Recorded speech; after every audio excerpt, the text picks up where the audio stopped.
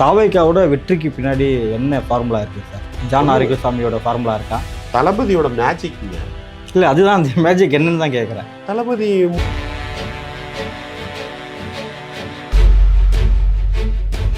சொகுசு வாழ்க்கை வாழனா என்னால் வாழ முடியும். உங்கள் பைசால ஒரு பைசா தொட மாட்டேன், யாரையும் தொட விட மாட்டேன். இதுவரை உள்ள ஆட்சியை விட இந்த ஆட்சி மிகச்சிறப்பாக இருக்கும். இல்லை, எதை வச்சு சொல்கிறீங்க? அவங்களுடைய படித்தவர்கள் வந்திருக்காங்க, இளைஞர்கள் வந்திருக்காங்க. நாங்கள் இதை தான் செய்ய போகிறோம், இதுக்காகவே கட்சி ஆரம்பித்தோம்னு சொல்லி நடத்திக்கிட்டு இருக்கவங்க மத்தியில் ஒரு கட்சி அசால்ட்டாக எல்லா வேலையும் செஞ்சுட்டோம்.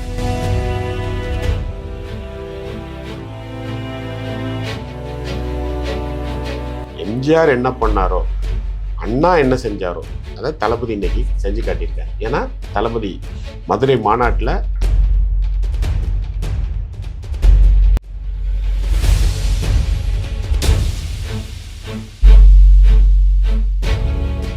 ரிபல் மீடியா நேயர்களுக்கு வணக்கம். இன்று நம்முடன் இணைகிறார் தாவேக்காவின் பொம்மல் டி கந்தசாமி அவர்கள். வணக்கம் சார். வணக்கம். எப்படி சார் இருக்கீங்க? நல்லா இருக்கேன். வாழ்த்துக்களோடு ஆரம்பிக்கலாம். 108 இடங்களில் தாவேக்கா முதல் தேர்தலையே கைப்பற்றிருக்கு. 3 ஆண்டு உழைப்பு இதில் இருக்குது. ஸோ சாதாரணமாக இந்த வெற்றி 3 ஆண்டு உழைப்பு இருக்குது. நடிகராக இருந்து 33, ஆனால் அவர் கட்சியாக விதைப்பட்டது 3 ஆண்டுகள். அதை விஜய் மன்றல் இயக்கத்துலேருந்து நம்ம பார்த்துட்டா 10 ஆண்டுகள் மேலேயே சொல்லலாம். நம்ம அண்ணா சிறை காலத்துலேருந்து எடுத்துட்டாலும் அந்த ஆண்டுகள் வந்துடும். ஸோ இப்போது இந்த 3 ஆண்டு கட்சி ஆரம்பித்து உழைப்பில் மிகப்பெரிய ஒரு வெற்றி. 108 இடங்கள் கைப்பற்றினாலும் பெரும்பான்மைக்கு இன்னும் 10 இடங்கள் தேவைப்படுது. இந்த வெற்றி எப்படி பார்க்குறீங்க சார்? ஒரு அசாதாரணமான வெற்றி தான். ஏன்னா எத்தனையோ பேர் இந்த திராவிட கட்சிகளுக்கு, அதாவது திமுக அதிமுகவு மாற்று அப்படின்னும் இவங்களை ரீப்ளேஸ் பண்ணணும்னு ட்ரை பண்ணிக்கிட்டே இருந்தாங்க. யாராலையும் முடியல. தளபதியால் மட்டும்தான் முடிஞ்சிருக்கு.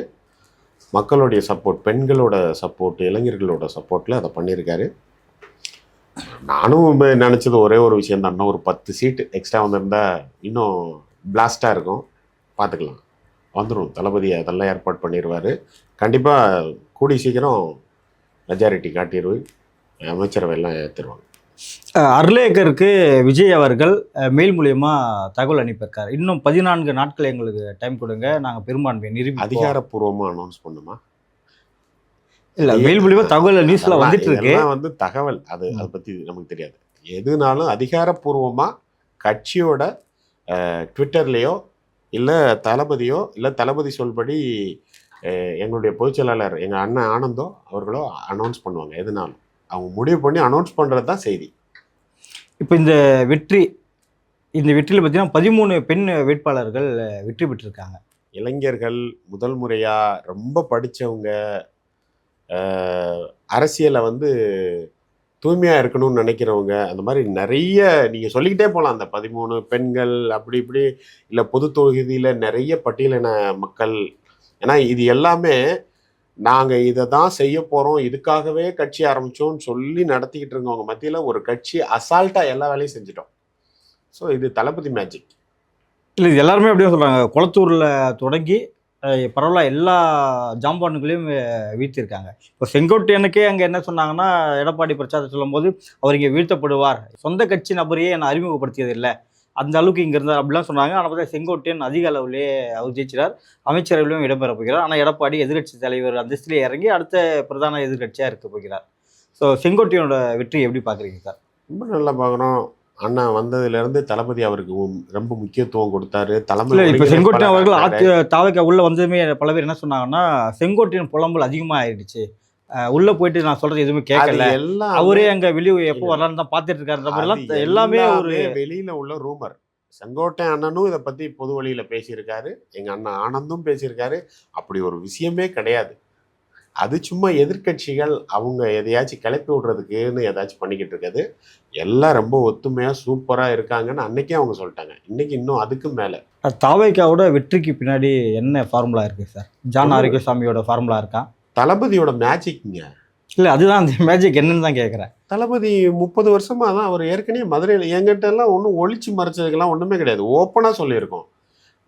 நீங்கள்லாம் கட்சி ஆரம்பித்து தான் எல்லாத்துக்கும் கொண்டு போகணும். நான் ஆல்ரெடி என்னை எஸ்டாப்ளிஷ் பண்ணி ஒவ்வொரு வீட்டுக்குள்ளேயும் அண்ணனா தம்பியா பிள்ளையா இருக்கிறேன். அதுக்கப்புறம் தான் நான் கட்சியே ஆரம்பிச்சிருக்கேன். அதனால் தளபதி ஆல்ரெடி வந்து எல்லாரும் மனசுலையும் போய் இடம் பிடிச்சதுக்கு அப்புறம் தான் கட்சி ஆரம்பிச்சிருக்காரு. அதுதான் தளபதி மேஜிக். தளபதியோட தம்பி தங்கைகள் வந்து அவருக்காக அவ்வளோ ஒர்க் பண்ணாங்க. தளபதியோட சின்ன ரசிகர்கள், சின்ன குழந்தைகள்லாம் வந்து அவங்க வீட்டில் தளபதிக்கு ஓட்டு கேட்டாங்க. அதனால அது வேற லெவல் மேஜிக். அது தளபதியால் மட்டும்தான் முடியும். எம்ஜிஆர் என்ன பண்ணாரோ, அண்ணா என்ன செஞ்சாரோ, அதை தளபதி இன்னைக்கு செஞ்சு காட்டியிருக்காரு. ஏன்னா தளபதி மதுரை மாநாட்டில் அதை தெளிவாக ஓப்பனாகவே சொல்லிட்டார். அன்னைக்கு என்ன மாற்றம் நடந்ததோ, 77 என்ன மாற்றம், 62 என்ன மாற்றம் நடந்ததோ, 2026 அதுதான் நடக்க போகுது அப்படின்னு சொல்லிட்டு செஞ்சு காட்டியிருக்காரு. விஜய் அவர்கள் வெற்றி பெற்றிருந்தாலும் அவருக்கு முன்னாடி இருக்க பல சவால்கள் முதலே பார்த்தீங்கன்னா அமைச்சரவையிலேயே சவால் ஆரம்பிக்குது, அங்கேருந்தே ஆரம்பிக்குது. அமைச்சரவை அப்படின்னும் போது எப்படி சமாளிக்க அது போறாங்க? சவால்கள் இல்லை, நீங்க வார்த்தையை தேர்ந்தெடுக்கிறீங்க. இப்படியெல்லாம் ப்ராசஸ். இல்ல, தளபதி கட்சிக்குள்ளே இருந்தால் அது ப்ராசஸ். இன்னும் 10 பேர் நம்ம வெளியிலேருந்து நம்ம ஆதரவு கேட்கணும் அப்படின்ற போது அதெல்லாம் தலைமை பார்த்துக்கணும். அதெல்லாம் பிரமாதமா முடியும். நீங்க அதை ரொம்ப சவால். எங்களுடைய தளபதி நிர்வாகத்திலையும் சரி, கட்சியை கட்டுக்கோப்பா வச்சிருக்கிறதுலையும் சரி, திறம்பட செயல்படுவார். அவர் வந்து நான் வந்து பல இடத்துல சொல்ற மாதிரி சொல்லுவேன். 10 ஜெயலலிதா அம்மையாருக்கு சமமானவர் எங்களுடைய தளபதி. அவருடைய ஆட்சி நிர்வாகமும் அப்படித்தான் இருக்கும். அவருடைய அந்த கட்டுக்கோப்பா கட்சியை எடுத்துட்டு போறதுல அதே மாதிரி தான் இருக்கும். அதெல்லாம் இல்லை, இந்த தட்டி அமைச்சரவையே பார்த்தீங்கன்னா தேர்தலுக்கு முன்னாடியே 2 நாளுக்கு முன்னாடியே பார்த்தீங்கன்னா சோசியல் மீடியாவில் ட்ரெண்ட் ஆகிடுச்சு. ஸோ அமைச்சர்லாம் இவங்களாம் இருப்பாங்க அப்படின்ற மாதிரியே. மீடியாக்கள் வந்து நீங்க வந்து ஒரு விஷயத்தை முக்கியமா ஃபாலோ பண்ணணும். எந்த செய்தி வந்தாலும் இது அதிகாரப்பூர்வமான செய்தியா, இல்லை, அதை நான் சொல்றேன். ரிசல்ட்டுக்கு முன்னாடியே தாவேக்கா தொண்டர்களாலேயே கூட அது அது பரவ யார் இருக்கலாம் வேணாலும் இல்லையா? அவங்களுடைய ஓன் இன்ட்ரெஸ்ட்ல, தளபதி மேல உள்ள அந்த பாசத்துல யார் வேணாலும் என்ன வேணாலும் செய்யலாம் இல்லையா? இப்ப ஏஐ வந்துருச்சு. முதலமைச்சர் ஆன மாதிரியும் கையெழுத்து போடுற மாதிரியும் எல்லாமே யார் வேணாலும் பண்ணலாம் இல்லையா? அதனால அது அவர்களுடைய விருப்பமா இருக்கும். இவங்கெல்லாம் அமைச்சரா இருப்பாங்க அப்படிங்கிறதெல்லாம் ரிசல்ட்டுக்கு முன்னாடி நீங்களே சொல்லிட்டீங்க. ஸோ எப்போதுமே கட்சி சார்ந்த ஒரு முடிவு அப்படிங்கிறது அதிகாரப்பூர்வமா அறிவிப்புல இருந்து தான் நீங்க எடுத்துக்கணுமே தவிர சோசியல் மீடியாவை பார்த்து எடுத்துக்கூடாது. மீன் ஃபெஸ்டிவலில் சொன்ன மாதிரி மகளிருக்கு 2500, பேருந்தில் எங்கே போனாலும் இலவசம், சட்டம் ஒழுங்கு, நீட் தேர்வு, படித்த இளைஞர்களுக்கு ஊக்கத்தொகை, இப்போ பார்த்தீங்கன்னா 5 லட்சம் வேலை வாய்ப்பு. வேலைவாய்ப்பு, மீனவர்களுக்கு உதவித்தொகை, இது போல் எல்லாமே சொல்லியிருக்காரு. எது முதல் கையெழுத்தாக வரப்போகுது? அவர் தான் சொல்லிட்டாரு. கடைசி நாள் வந்து எலெக்ஷன் கடைசி பரப்புரையில் நான் வந்தவுடனே ஃபஸ்ட்டு என்ன செய்ய போகிறேன், 200 யூனிட் மின்சாரம் ஃப்ரீ, அப்புறம் வந்து சட்ட ஒழுங்கு சீர்கேடு எல்லாத்தையும் சரி பண்ணுவோம், அந்த மாதிரி நிறைய சொல்லியிருக்காரு. எல்லாம் படிப்படியாக பண்ணுவோம். நேற்று தான் ரிசல்ட் வந்திருக்கு. இப்போது நம்ம பேசிக்கிட்டு இருக்கும்போது எம்எல்ஏ மீட்டிங் போய்கிட்டு இருக்கு, தேர்ந்தெடுக்கப்பட்டவரோட மீட்டிங். கட்சியிலேருந்து பெரியவர்கள் எல்லாமே தளபதியோட ஆலோசனையில் தளபதி சொல்படி ஆட்சி அமைக்கைக்கு உண்டான எல்லா வேலையும் பார்த்துக்கிட்டு இருக்காங்க. ஆட்சி அமைஞ்சவொடனே முதல் கையெழுத்து உங்களுக்கு சர்ப்ரைஸாக எல்லாமே இருக்கும். போதைக்கு எதிரான திட்டங்கள் ஏதாவது கொண்டு வர சட்டம் எடுத்துகிட்டு வர போகிறோம். ஸ்ட்ரிக்டான சட்டம். ஏன்னா இந்த கடந்த 5 வருஷத்தில் நம்ம பார்த்துருக்கோம், குழந்தைங்க கையில், அதாவது ஸ்கூல் பசங்க கையிலெல்லாம் வந்து போதை வசதி நடமாட ஆரம்பிச்சிருச்சு. ஸ்கூல் பசங்க ஸ்கூலில் பீர் அடிக்கிறது, இல்லை இந்த கஞ்சா அவங்க கையில் ஈஸியாக கிடைக்கிறது, அதெல்லாம் ரொம்ப ஈஸியாக வந்துடுச்சு. அது எல்லாத்தையும் ஒடுக்கிறதுக்கு உண்டான ஸ்ட்ரிக்டான சட்டம் எடுத்துகிட்டு வருவோம். இல்லை, இப்போ புதுசாக ஒரு ஆட்சி வரக்கூடிய கட்சி சட்டங்கள், புதுசாக சட்டங்கள் போடுறதுக்கும் திட்டங்கள் திட்டுறதுக்கும் ஒரு அனுபவம் என்பது இங்கே தேவைப்படுதில்லை சார்? நீங்கள் அனுபவம் வந்தவங்களுக்கு எங்கேருந்து வந்தது? அது அவங்களும் ஒரு தடவை எப்போவாச்சும் ஃபஸ்ட்டாக தானே வந்திருப்பாங்க. அதனால் திறமையானவர்கள் இங்கே நிறைய இருக்கிறாங்க, நிறைய படித்தவர்கள் இருக்காங்க, எல்லாம் யங்ஸ்டர்ஸ். எல்லா பிளட்டும் வந்து அவ்வளோ வேகமாக இருக்குது. எல்லாரும் அவ்வளோ திறமையை கையில் வச்சுருக்காங்க. நல்லா படித்தவங்க வந்திருக்காங்க. இதுவரை உள்ள ஆட்சியை விட இந்த ஆட்சி மிகச்சிறப்பாக இருக்கும். இல்லை, எதை வச்சு சொல்கிறீங்க? அவங்களுடைய படித்தவர்கள் வந்திருக்காங்க, இளைஞர்கள் வந்திருக்காங்க. கரப்ட் பீப்புளுக்கு வரல. மைண்டில் எந்த கரப்ஷனும் கிடையாது. தளபதி சொன்னது படி கேட்குறதுக்கு தான் எங்களுடைய தம்பிகள், தங்கைகள், எங்களுடைய அண்ணன்கள் எல்லாருமே. தளபதி என்ன சொன்னார்? நான் இந்த மக்களுக்கு நன்றி கடன் தீர்க்க வரேன். என்கிட்ட இருக்கிற நீங்கள் கொடுத்ததே நிறைய இருக்குது, இனிமே சம்பாதிக்காமல் அதை விட்டுட்டு தான் வரப்போகிறேன். சொகுசு வாழ்க்கை வாழனா என்னால் வாழ முடியும். உங்கள் பைசாவில் ஒரு பைசா தொட மாட்டேன், யாரையும் தொட விட மாட்டேன். அதை ஃபாலோ பண்ணுற எங்களுடைய மக்கள், எங்களுடைய எம்எல்ஏக்கள் வந்து இளைஞர்கள், படித்தவங்க, ஆல்ரெடி அவங்க நல்ல ஒரு பணியிலையோ இல்லை பிஸ்னஸோ பண்ணிக்கிட்டு இருக்கவங்க. ஒரு ஊழல் இல்லாமல் லஞ்சம் இல்லாமல் ஒரு ஆட்சியை கொடுக்க போகிறோம். அப்போ எண்ணங்கள் எவ்வளோ தூய்மையாக இருக்கும், எவ்வளோ தொலைநோக்கு சிந்தனை இருக்கும், அதெல்லாம் சேர்ந்து உங்களுக்கு ஒரு சிறப்பான ஆட்சியாக இருக்கும். விஜய் கொடுத்த மேனிஃபெஸ்டோக்கு பார்த்தீங்கன்னா பல நிதிகள் இங்கே தேவைப்படுது, பல கோடி நிதி தேவைப்படுது. தமிழ்நாட்டோட நிதி நிலைமை என்னன்னே தெரியாமல் ஒரு நிறைய மேனிஃபெஸ்டோவில் அப்படியெல்லாம் நீங்கள் தெரியாமல் கொடுத்தாருன்னு நீங்கள் எப்படி சொல்ல முடியும்? எங்களுக்கு தெரியாம கொடுத்தாருல. இங்க எல்லாமே இங்க மைனஸ்லாம் போயிட்டு இருக்கு. எந்த வருமானத்தை வச்சு இதெல்லாம் கொடுக்க போறாரு? சரிங்க, அதை வந்து ஏற்கனவே திமுக அதிமுக கொடுக்கும்போது இதை நம்ம கேள்வி கேட்டிருக்கணும்ல, எதை வச்சு கொடுக்க போறான்னு. அப்போ அவங்க ஒன்று சொன்னாங்கல்ல, அப்போ நம்ம கேள்வி கேட்கல. நாங்கள் செஞ்சது எல்லாமே பேக்ஹெண்டில் இதுக்குன்னு பெரிய ப்ராசஸ் பண்ணுறதுக்கு டீம் இருக்காங்க. எந்த இடத்துலலாம் அது ஏன்னா தளபதி ஒரு விஷயம் திருப்பி திருப்பி சொல்லுவார், சும்மா ஓட்டுக்காகலாம் நான் வந்து வாக்குறுதி கொடுக்க மாட்டேன்.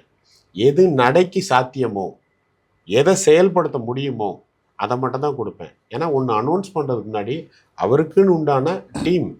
நீங்கள் என்ன நினச்சிட்டு இருக்கீங்க, சாதாரணமாக ஒரு கட்சி மட்டும் இதில் ப்ராசஸில் இருக்குன்னு நினைக்கிங்களா? பேக்ஹெண்டில் அவருக்கு அட்வைசரி டீம் நிறைய இருக்குது. நல்லா படித்த ஐஏஎஸ் ஐபிஎஸ் படித்தவங்க கூட பின்னாடி இருக்கிறாங்க.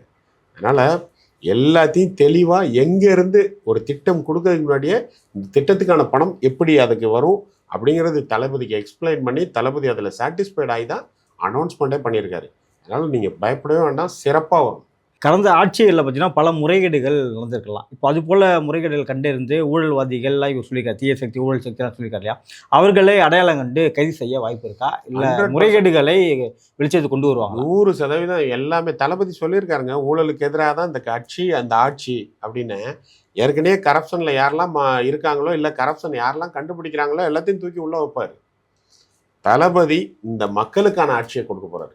நீங்கள் எதிர்பார்க்குற எல்லா விஷயமும் நடக்கும். விஜய் அவர்கள் அரசியலுக்கு வரும்போதே தன்னோட 2 எதிரிகளை அடையாளம் கண்டார். அரசியல் எதிரி திமுக, கொள்கை எதிரி பாஜக.